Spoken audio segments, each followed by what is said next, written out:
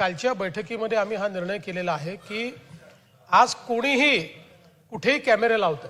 आणि मग त्याचं मेंटेनन्स कोणी करायचं हे माहित नसतं, कुठल्या फंडातनं लागले हे माहिती नसतं आणि म्हणून याच्या संदर्भात एकत्रित एसओपी आम्ही याची जाहीर करणार आहोत। या एसओपी मध्ये कुठलेही कॅमेरे लावताना एका सिंगल पॉइंटची परमिशन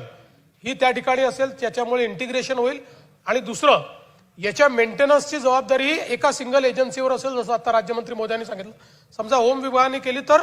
पोलिसांकडे असेल किंवा त्याचा एक निर्णय आम्ही करू, पण सध्या तरी आम्ही पोलीस म्हणतो।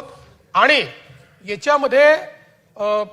फायनान्स मिनिस्टर साहेब या ठिकाणी आहेत, सातत्याने प्रश्न हा येतो की कॅमेरे लावणं सोपी आहे पण मेंटेनन्स करता पैसे कुठनं द्यायचे, तर त्या संदर्भात आता आपण असं म्हणतोय की डीपीसीच्या माध्यमातून त्याच्या मेंटेनन्स करता पैसे देण्यात यावे, तर याचा एकत्रित अशा प्रकारची एसओपी ही लवकरच आम्ही जाहीर करू।